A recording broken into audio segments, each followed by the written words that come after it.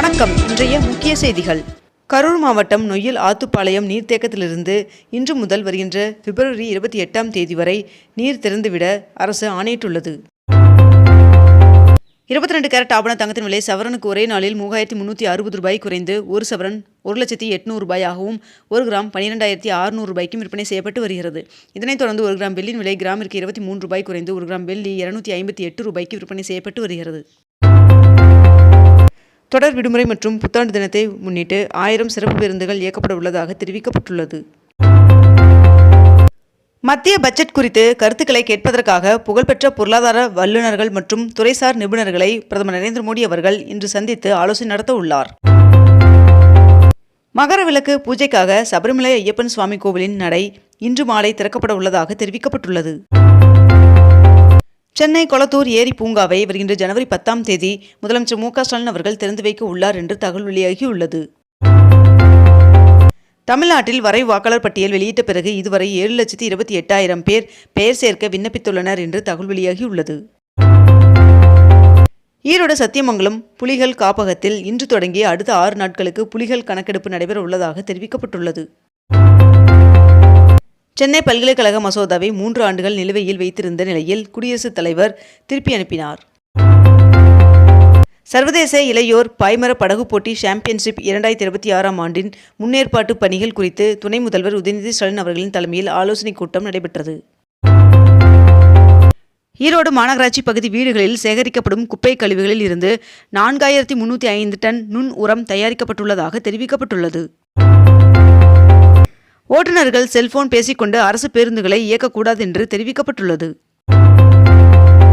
திருப்பதி ஏழுமலையான் சுவாமி கோவிலில் இன்று சொர்க்கவாசல் திறக்கப்பட்ட நிலையில் 10 நாட்களுக்கு பக்தர்கள் சொர்க்கவாசல் வழியாக தரிசனத்திற்கு அனுமதிக்கப்பட உள்ளனர் என்று தெரிவிக்கப்பட்டுள்ளது. கீழடியை தொடர்ந்து தஞ்சை மாநகரில் மாபெரும் சோழ அருங்காட்சியகம் அமைக்க தமிழ்நாடு அரசு டெண்டர் கோரியுள்ளது. பிரபல சொகுசு கார் நிறுவனமான ரோல்ஸ் ராய்ஸ் இந்தியாவில் விமான என்ஜின் தயாரிப்பு தொழிற்சாலையை தொடங்க திட்டமிடப்பட்டுள்ளதாக தகவல் வெளியாகியுள்ளது. உத்தரப்பிரதேச மாநிலத்தில் வாக்காளர் பட்டியலில் இருந்து 2,89,00,000 பேர் நீக்கப்பட்டுள்ளனர் என்று தகவல் வெளியாகியுள்ளது. இண்டிகோ நிறுவனமானது இந்தியா முழுவதும் தங்கள் அட்டவணையில் நாள் ஒன்றிற்கு 130 விமான சேவைகளை குறைத்துள்ளதாக தகவல் வெளியாகியுள்ளது. குடியரசுத் தலைவர் திரௌபதி முர்மு அவர்கள் உள்நாட்டில் தயாரிக்கப்பட்ட நீர்மூழ்கி கப்பலில் பயணம் செய்துள்ளார்.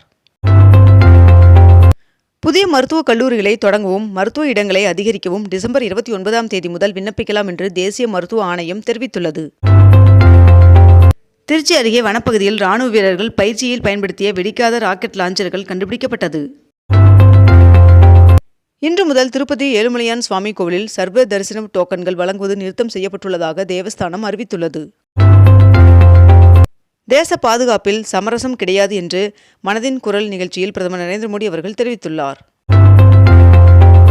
தமிழ்நாடு மீனவர்கள் சிறைப்பிடிக்கப்படுவதை தடுக்க உரிய நடவடிக்கைகளை எடுக்க வலியுறுத்தி ஒன்றிய அமைச்சருக்கு முதலமைச்சர் மு.க. ஸ்டாலின் அவர்கள் கடிதம் எழுதியுள்ளார்.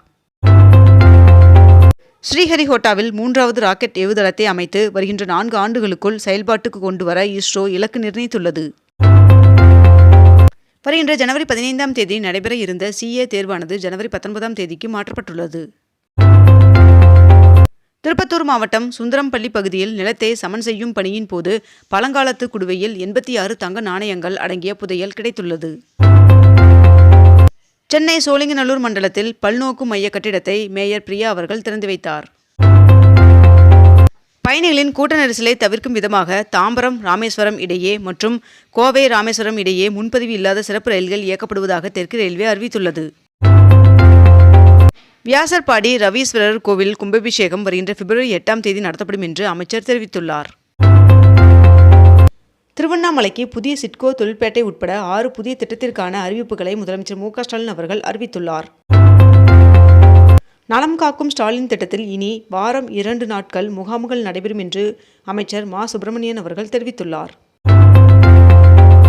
சபரிமலை ஐயப்பன் சுவாமி கோவிலில் மண்டல பூஜை காலத்தில் 332 கோடி ரூபாய் வருவாய் கிடைக்கப்பெற்றுள்ளதாக தெரிவிக்கப்பட்டுள்ளது.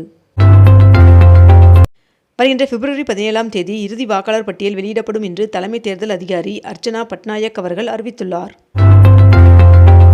புதிதாக உருவாக்கப்பட்ட 4 மாநகராட்சிகள் 10 நகராட்சிகளுக்கான கவுன்சிலர்களின் எண்ணிக்கையை நிர்ணயித்து அரசிதழ் வெளியிடப்பட்டுள்ளது. தமிழ்நாடு முழுவதும் நேற்று நடைபெற்ற உதவி பேராசிரியர்கள் தேர்வை 42,064 பேர் எழுதினர். திருவண்ணாமலை மாவட்டம் கலசப்பாக்கத்தில் கலைஞர் சிலையை முதலமைச்சர் மு.க.ஸ்டாலின் அவர்கள் திறந்து வைத்தார். ஒவ்வொரு ஆண்டும் ஜனவரி மாதம் திருக்குறள் சார்ந்த பல்வேறு நிகழ்வுகளை மாநிலம் முழுவதும் நடத்த அரசாணை வெளியிடப்பட்டுள்ளது.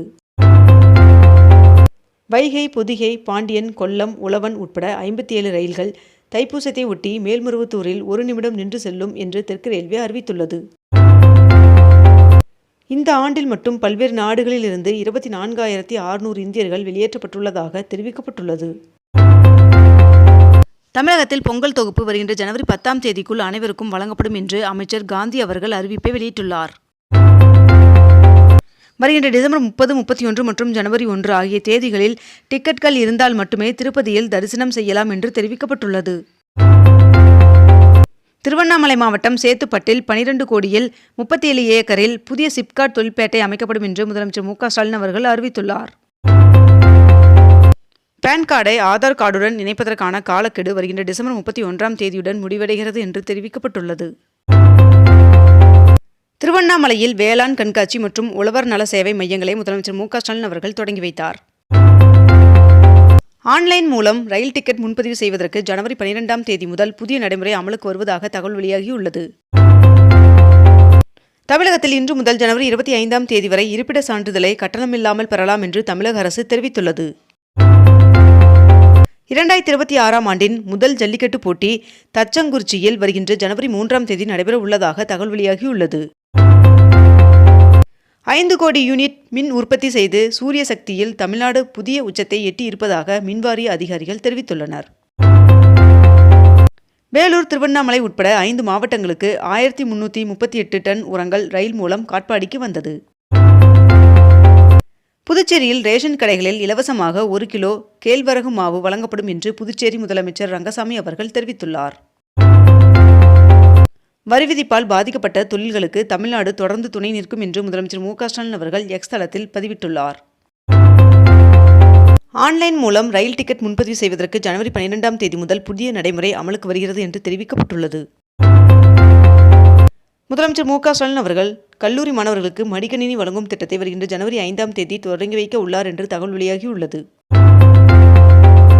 அடுத்த ஆண்டு நடைபெறவுள்ள பேரவைத் தேர்தலையொட்டி தேர்தல் அறிக்கை தயாரிக்க குழு ஒன்றை நியமித்து அதிமுக பொதுச் செயலாளர் அவர்கள் உத்தரவு பிறப்பித்துள்ளார். இத்துடன் இன்றைய தலைப்புச் செய்திகள் நிறைவடைகின்றன. மேலும் இதுபோன்ற அண்மை தகவல்களை உடனுக்குடன் தெரிந்து கொள்ள அக்னிபூ சேனலை சப்ஸ்கிரைப் செய்து கொண்டு தொடர்ந்து இணைந்திருங்கள். நன்றி, வணக்கம்.